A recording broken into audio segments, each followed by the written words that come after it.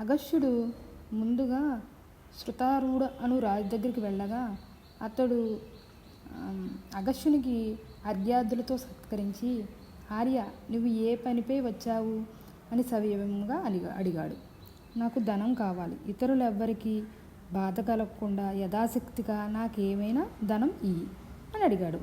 ఆ రాజు తన దగ్గర ఉన్న అన్ని లెక్కలు ఆయనకు చూపగా అతని వద్ద ఏమీ అధికమైన ధనం లేదని తెలుసుకుని, అగస్త్యుడు ఇతరులెవరికీ తన వల్ల బాధ కలగకూడదని నిశ్చయించుకుని శృతరువుని వెంట తీసుకుని పద్మనాశనుడను రాజు దగ్గరికి వెళ్ళగా అక్కడ కూడా అదే విధంగా జరిగింది. అప్పుడు ఆ ముగ్గురు కలిసి త్రస్తదాసుడను రాజు దగ్గరికి వెళ్ళారు. అక్కడ కూడా అదే స్థితి. అప్పుడు ఆ రాజులందరూ అగస్త్యునితో, బ్రాహ్మణోత్తమ, ఇప్పుడు భూలోకంలో అత్యధికమైన ధనం ఇల్వాలుడను దానవుడున్నాడు, అందరము వెళ్ళి అతన్నే యాచిద్దాం అన్నారు. ఇల్వాలుడు వాళ్ళందరినీ సాదరంగా ఎదురేగి పూజించి వాతాపిని మేకవేషం చేసి వానికి మాంసంగా వాళ్ళకు భోజనం పెట్టాడు.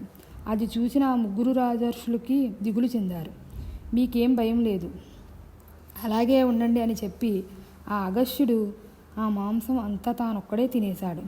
ఇల్వాలుడు ఎంత పిలిచినా వాతాపి బయటికి రాలేదు. వాతాపి ఎక్కడున్నా జీర్ణం అయిపోయాడు అన్నాడు అగస్త్యుడు.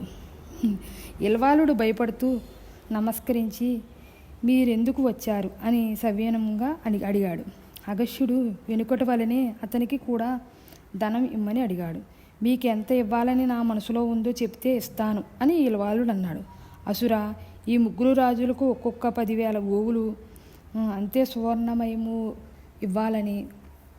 సువర్ణములు ఇవ్వాలని, నాకు దానికి 2 రెట్లు బంగారు రథములు, మనోజంతో వెళ్ళే 2 గుర్రాలు ఇవ్వాలని అనుకుంటున్నానని అగస్త్యుడు అన్నాడు.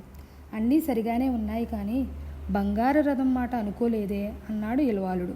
బాగా ఆలోచించు, నా మాట అసత్యం అవడానికి వీలు లేదు అన్నాడు అగస్త్యుడు. చివరికి తాను అనుకున్నది బంగారు రథమే అని తెలుసుకుని ఇల్వాలుడు ఆ ధనము ఇంకా కూడా ధనము ఇచ్చాడు. ఆ గుర్రాలు అతి శీఘ్రంగా ఆ ధనాన్నంతా అగస్త్యాశ్రమం చేర్చాయి. అగస్త్యుడు లోపాముద్ర కోరిక అవన్నీ కోరిన కోరికలన్నీ కూడా సంపాదించి ఇచ్చాడు. అతనికి లోపాముద్రకు పుట్టిన వేదాంగవేత్త అయిన దృఢశుడను పుత్రుడు కలిగాడు.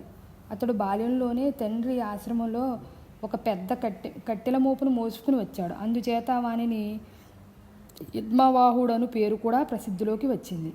ఇది అగస్త్యుని ఆశ్రమం అని చెప్పి లోపాంసుడు, యుధిష్ఠిరా, ఇది అగస్త్య యొక్క ఆశ్రమం అని చెప్పి ఇక్కడ ప్రవహిస్తున్న గంగానదిలో స్నానం చేయి. ఇక్కడే భృగుతీర్థం అను తీర్థం ఉన్నది, అక్కడ కూడా స్నానం చేసి పరశురాముడు తాను కోల్పోయిన తేజస్సును మళ్ళీ పొందాడు అని చెప్పాడు.